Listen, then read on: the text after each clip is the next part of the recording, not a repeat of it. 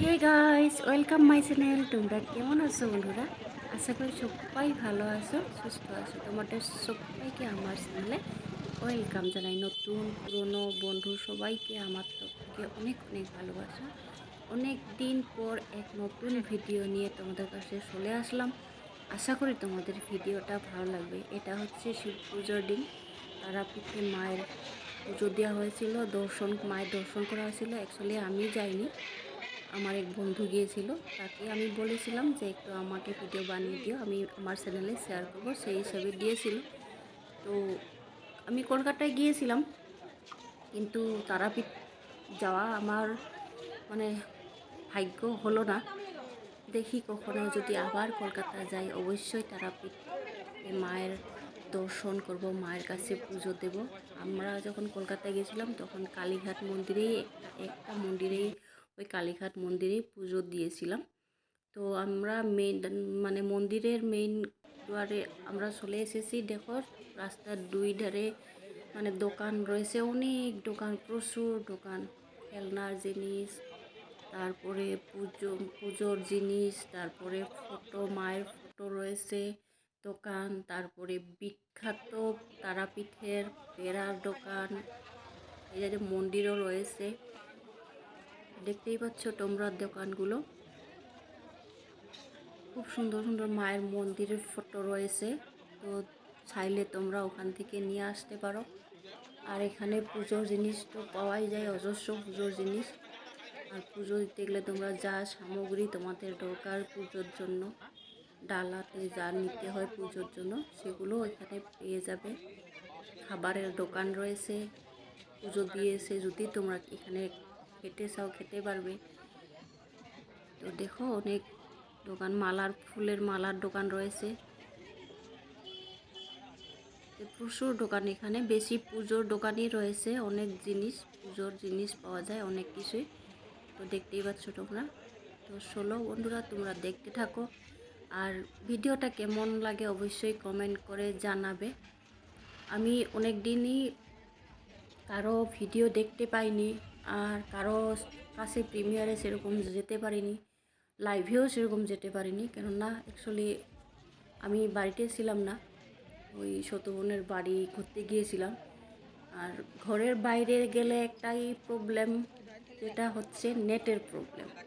তো আমি যেখানে বোনের বাড়ি গিয়েছিলাম সেখানে আমার দুটো মোবাইল, যেহেতু আমার দুটো মোবাইল সবসময় আমার কাছে থাকে, একটা হচ্ছে এয়ারটেল আর একটা হচ্ছে ওই জিও। তো দুটোতে রিচার্জ ভরিয়ে নিয়ে গেছিলাম, গিয়ে যেহেতু ওখানে ওয়াইফাই নেই। তো আমার বাড়িতে ওয়াইফাই আছে, কিন্তু বোনের বাড়িতে এখনও পর্যন্ত ওয়াইফাই নেয়নি। তো সেই হিসাবে আমি দুটো মোবাইলে রিচার্জ ভরিয়ে নিয়েছিলাম, কিন্তু লাক খুব খারাপ, ওখানে জিও সিম একদমই কাজ করছে না। জিও সিম বলতে একদমই জিরো হয়ে রয়েছিল নেটের।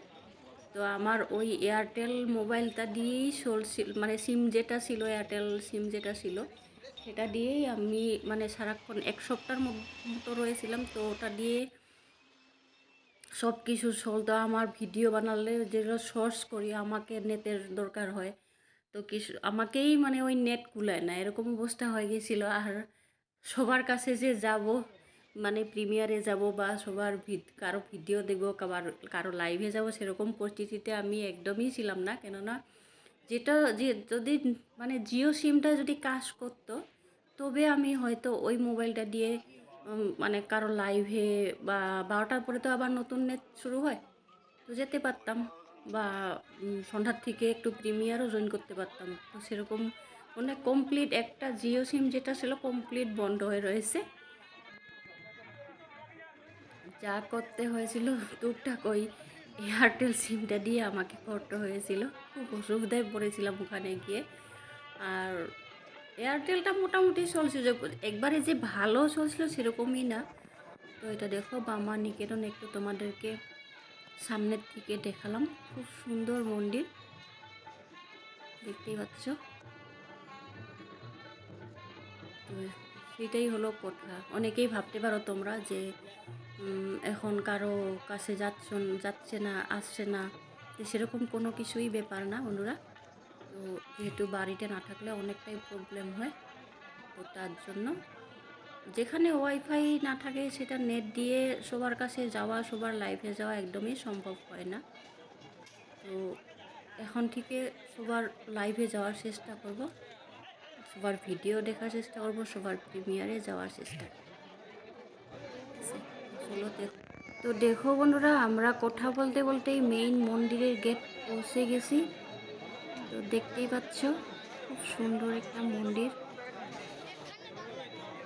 চলো এবার মন্দিরের ভিতরে যাওয়া যাক। তো দেখতে থাকো তোমরা। অনেক লোকজন, এমনি তো তারাপীঠে অনেক লোক হয় পুজো দেওয়ার জন্য, কিন্তু সেদিন যেহেতু শিবরাত্রি রয়েছিল প্রচুর ভিড় হয়েছিল।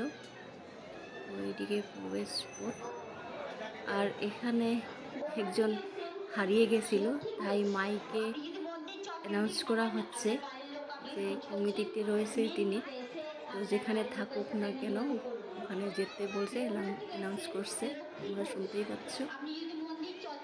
তো এখানে না নতুন 2025 সালে নতুন কিছু নিয়ম করা হয়েছে।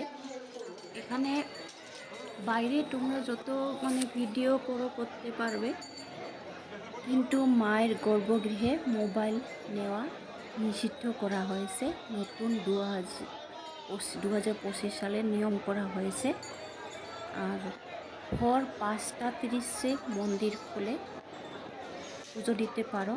তারপর 12টা থেকে 1:30 অবধি একটু সময়, ওই সময়টা মন্দির বন্ধ থাকে, কেননা ওই সময়টায় 12টা থেকে 1:30 অবধি মাকে ভোগ নিবেদন করা হয়।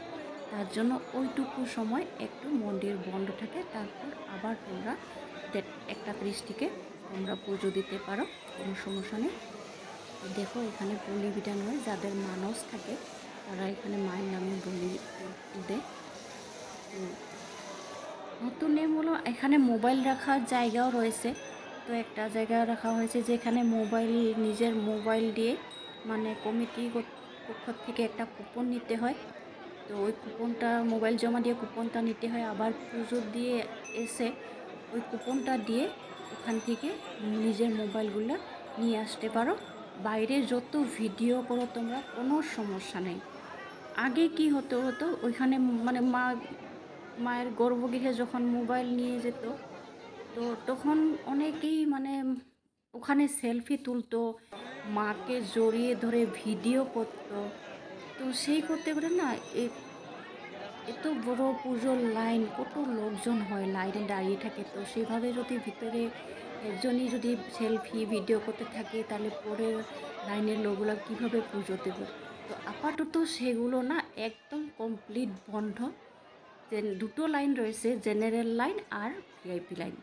তো ভিআইপি লাইনে যদি তোমরা পুজো দিতে চাও, ওই মন্দিরের কমিটি অফিস থেকে একটা কুপন নিতে হয়, ওই কুপনটা নিয়ে আরামসে তোমরা ভিআইপি লাইনে পুজো দিতে পারো। তো যেহেতু এগুলো আপাতত বন্ধ করা হয়েছে মায়ের গর্ভগৃহে ফোন নেওয়া, তো এখন জেনারেল লাইনেও খুব সুন্দরভাবে দাঁড়িয়ে থাকে, সুন্দরভাবে পুজো দেওয়া যাচ্ছে এগুলো বন্ধ করার জন্য। তো পুজো দিতে গেলে ওখানে মায়ের শরণ স্পর্শ করতে দেবে, কিন্তু মাকে জড়িয়ে ধরতে এখন আর দেওয়া হয় না। ওগুলো আগে করতো, তো এখন আপাতত ওগুলো বন্ধ হয়েছে। তো দেখো বন্ধুরা, তোমাদেরকে সাইরোপাসটা আমি একটু দেখালাম। মন্দিরে দেখো কত বড় লাইন। তো ভোরবেলার থেকে লাইনে দাঁড়িয়ে সবাই এখন সবাই খুব ভালোভাবে পুজো দিচ্ছে, খুব তাড়াতাড়ি পুজো দেওয়া হচ্ছে। তো দেখতেই পাচ্ছ, তোমাদেরকে সাইরোপাসটা একটু দেখালাম। তো বন্ধুরা, তোমাদের ভিডিওটা কেমন লাগলো অবশ্যই কমেন্ট করে জানাবে। তো নতুন পুরনো বন্ধু তোমাদের সবাইকে আমার তরফ থেকে অনেক অনেক ভালোবাসা। সবাই ভালো থেকো, সুস্থ থাকো। বন্ধুরা, তোমাদের ভিডিওটা কেমন লাগলো অবশ্যই কমেন্ট করে জানাবে, আর লাইক শেয়ার করবে। আর যারা নতুন বন্ধু এখনও পর্যন্ত আমার চ্যানেলটাকে সাবস্ক্রাইব করে, প্লিজ বন্ধুরা সাবস্ক্রাইব করে নোটিফিকেশন বেলটা অন করে রাখবে। আমি যখনই ভিডিও পোস্ট করি আগেই তোমাদের কাছে চলে যায়। টাটা, বাই।